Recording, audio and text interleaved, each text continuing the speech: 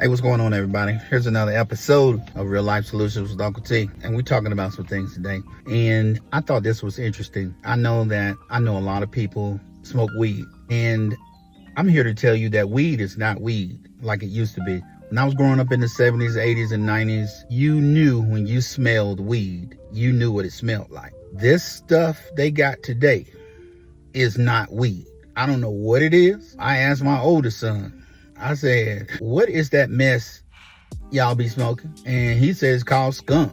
I said, that's what it smells like, a skunk. I said, I have never smelled that. It's the stinkingest stuff I've ever smelled in my life.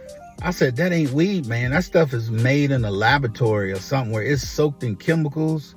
Y'all be smoking that stuff, putting that stuff all in your lungs. I said, man, you don't know what those chemicals are, man, that y'all are smoking. I'm going to talk about it today because what is cannabis use disorder? They have adopted this now. And I was on verywellmind.com and I was scrolling through some stuff, right? And I just happened to just looking at some websites and I just scrolled and saw it. They have gathered some information about weed smokers that they said that cannabis can have serious health risk, including addiction, cognitive problems, and psychosis in some people. Most people would never ever see it until they get old. Now, several states have, several places, it's always on the register to be voted for, that a lot of places have legalized cannabis for medicinal and recreational use, right? Now, however, marijuana is still illegal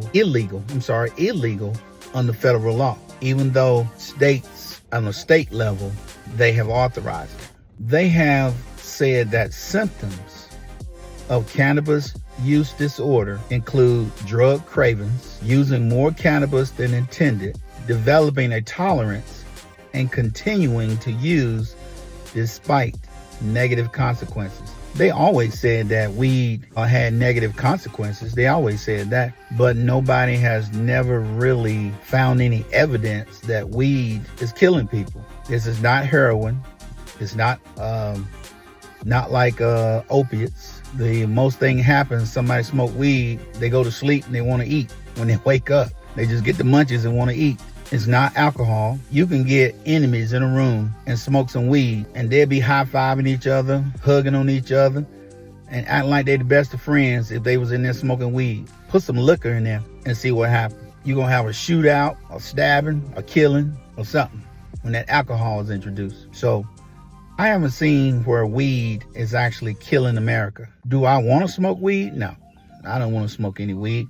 I like being me.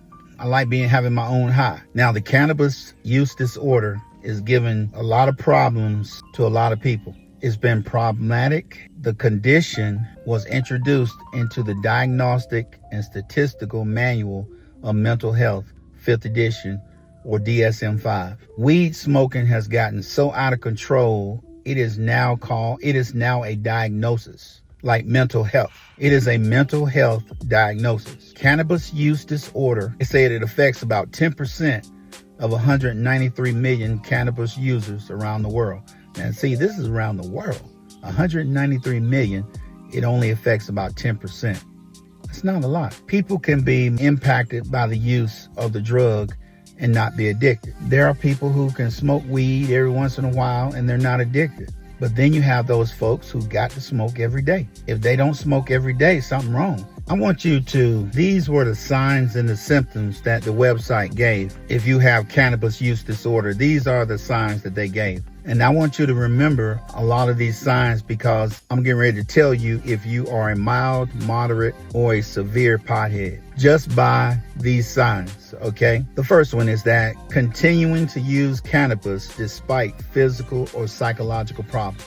Do weed affect you physically or psychological? Are you a person who's ADHD, or are you schizophrenic, or do you have a mental health disease and you're taking medication and then you're smoking weed on top of your medication? Are you having any psychological problems? Next one, continuing to use cannabis despite social and relationship problems. You are smoking even though you're causing problems with your relationship Because you know how it is. I mean, some women don't care for weed. Some guys don't even care for it. And you as a guy, your woman don't like it. She don't want to be around you when you're smoking weed. Is it causing relationship or social problems? And you just basically, I don't care. I'm going to smoke my weed, whether she like it or not, or whether he like it or not. I'm going to smoke it. Do you crave cannabis? Do you crave weed? I mean, do you just go through the day? It's like, whoo, do you crave weed like you craving food? Like you craving for a good hamburger? Or I'm craving for a good steak. Do you crave weed that way? Do you have difficulty controlling or cutting down on your cannabis use? Okay, I want you to keep a tally. Keep a tally on if any of these pertain to you. Giving up or reducing other activities in favor of cannabis use. You won't go to the gym and work out because one of the homeboys got some weed, and you rather go smoke some weed than go get your workout on. You rather just give up whatever you got going on and go hang out with the wife or the girlfriend, go shopping, go to the grocery store. You're like, nah, y'all go ahead. I'm gonna smoke me some. Problems at work.